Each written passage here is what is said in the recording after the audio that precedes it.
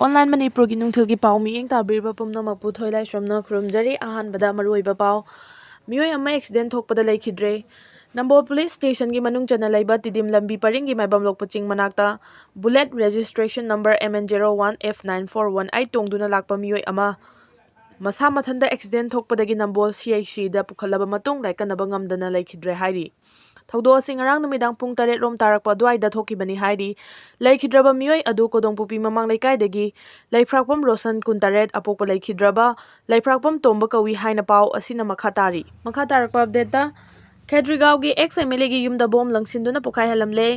थंबांगखोंग साबल लेकाइदा लैबा Khetrigao AC की x MLA नाहाकपम Indrajit की थोंगालदा सखंगदबा मियोय खराना गारीदा लाकलगा बोम अमा लंगसिंदुना पुखाइहलमले हाइरी थौदो असि ngarang नुमिदांग पुंग 10 रोम तारकपा अद्वाइदा थोखिबनी बोम पोखाइबगी पाव असि हेक ताबगा इम्फाल ईस्ट पुलिस टीम अमा लाक्तुना येंगसिनबगी थबक चथखी पुलिसतगी फंगबा पावगी मतुंग इन्ना बोम पोखाइबगी थौदो असिदा थोइदोकपा असो अपन यावखिबा लेते हाइरी बोम असि कनाना करी मरमगिदमक्ता लंगसिलंबनो हाइबा चपचाना खंगबा ngamdri मखा तारकपा update ngasi ayuk Churachandpur da combing operation CHATHAKHRE ngasi ayuk security ki apunba combined team amana Churachandpur ge akoiba da combing operation CHATHAKHRE hairi operation aduda yum 85 rom da leiramba miyoi chamaga humfu sakta che putho handuna wahang pawong chathaki adum oinama khusu khulai amadi mifami pundi yaukhide hairi makha tarakpa update ta naha ama siduna leiramle Imphal North AOC da laiba public toilet naha ama wakhal tadana leire haiba paw phangbadagi Imphal police station gi kangbu amana changchin mioi adubu lokhalaba matung Rims hospital da pukhatlubada doctor sing na mioi adu laikhidre haina phongdorakhi hairi asiba hakchang adu masak maming khangdok number Rims ki Mirel sang da thamkhre police tagi phangba paw gi matung inna mioi asi 5.5 feet wangi kulai kuchu oi masa pai masam khoi amasung muraga teli mamai sangtak tawi amadi yet thangba khuta bibicha haina thabaga loinana love sign ani ye ihari tha asigi 18 फाउबगी मनुंगदा claim तौरक्त्रबदी लोगी मतुंग इना dispose तौरगनी हाइना पाव असिना मखा तारकपा update relief camp ता चंगजा फमलौदुना लेरिबा मियांगी मिहुत सिंगा chief minister गा उनाख्रे मणिपुर थोलिबा कांगलुप अनिगे इरांग असिना मरम ओइरगा लांजेलक्तुना रिलीफ कैंप ता चंगजा फमलौदुना लेरिबा मिहुत सिंगा सेक्रेटरिएट ता लैबा चीफ मिनिस्टर गे ऑफिस ता ngarang उनादुना वरी सनाख्रे लांजेलक्तुना रिलीफ कैंप ता लेरिबा मियामना थेंगनारिबा अवाबा सिकोंगनबा तुंग कोइना चटनाबा याबा लंबी अमा पुथोकनाबा खननेखि हाइरी चीफ मिनिस्टर की माइकैदगिसु लांजेलक्तुना रिलीफ कैंप ता लैरिबा मियांगी तुंग कोइना चटनाबा याबा अवाबा कोकनाबा लंबी पुथोकनाबा सरकार की माइकैदगी होटनागनी अमदी लौखटपा याबा थबकसिंग लौखटनाबा मतम चुपदा लै हाइनासु थाजबा पिरखि हाइरी मखा तारकपा अपडेट अनौबा क्रिमिनल लॉ अहुम असगी फ्रेमवर्क मनुंगदा लैदुना अचुंबा वायल फंगनबा होनागदबनी श्रीदार्थ स्मिरदोल लैबा असगी अनौबा क्रिमिनल लॉ सिंगी मतंगदा नुमित निनिगी ओइबा Orientation program ama Manipur State Legal Services Authority amasung Department of Law and Legislative Affairs na sinduna ngasi City Convention Center da hawdokre thorom aduda High Court of Manipur ki Chief Justice Sridhar Smridul Justice A Guneswar Justice Golmai Gaiful Silyu Additional Chief Secretary M.H. Khan amadi Manipur Police ki DGP Rajiv Singhana President Member oina saruk yakhi thorom aduda trial procedure under BNSS additional offense under BNS and objectives pre-trial procedure under BNSS arrest seizure and preliminary inquiry under BNSS change development and challenges in terror related offense digital evidence under BSA amadi review of BNSS addition duration and modification haiba hiram singda akhang ahik singna wafam kaya phongdoknakhi thoram aduga mari lenana High Court of Manipur ki Chief Justice Sridhar Smridul na hai Bharatiya Niyas Sanhitya Bharatiya Nagrik Suraksha Sanhitya amasung Bharatiya Saksa Abhiniyam hariba India gi anauba criminal law ahum asigi makhada mapung phaba investigation tawna yamna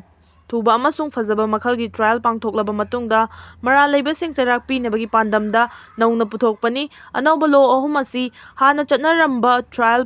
procedure adudagi hena fazaba mawongda trial pangthoknaba hawdokhibani maram asina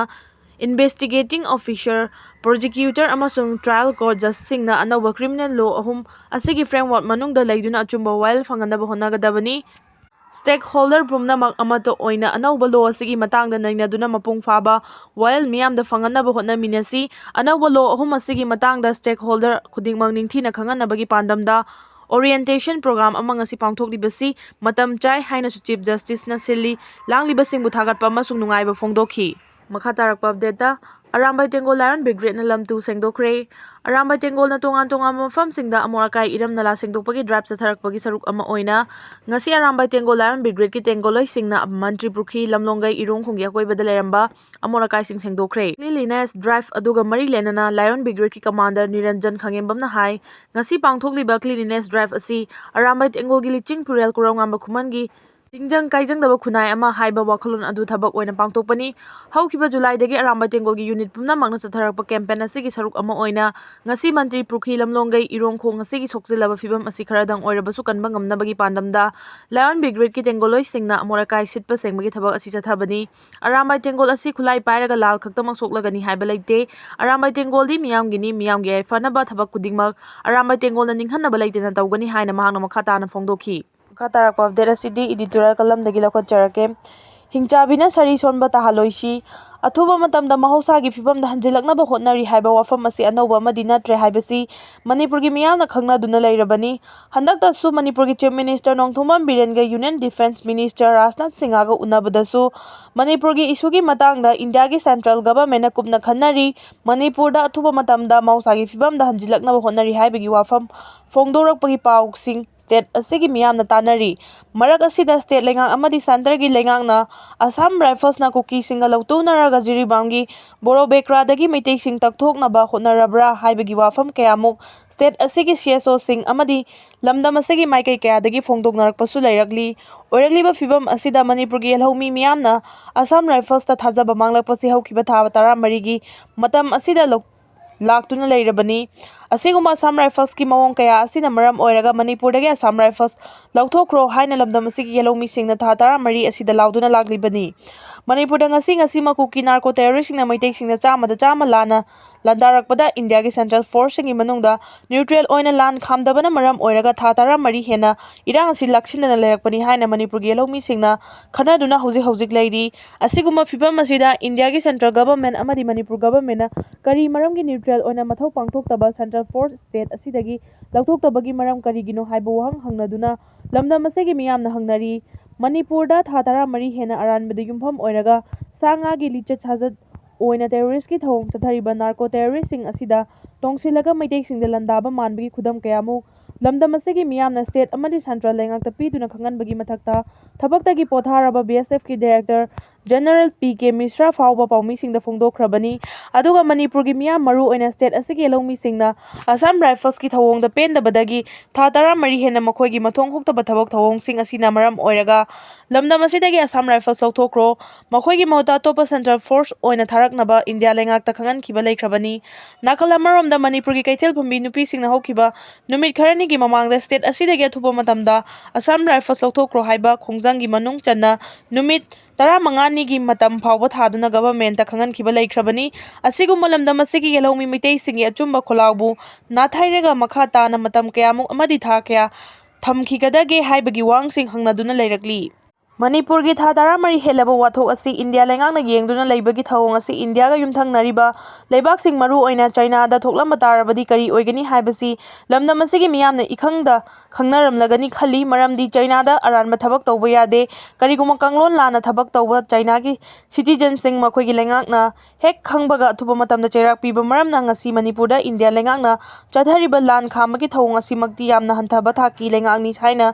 soidana laukhigdaba mali athuba matam da Manipur da mausagi fibam da hanjinaba honari haiba wafam asi thabak oina pangthokpa state asigi miyamna numit kayani amadi tha kayani yengduna ngaiduna leikho haibagi wangsing lakpagum tawri maram aduna athuba matamda mausagi fibam da hanjilaknaba khanabagi wahan thok lehenaba state amadi center lengangna honna hanningi amadi hingchabina sari sonba tahaloisi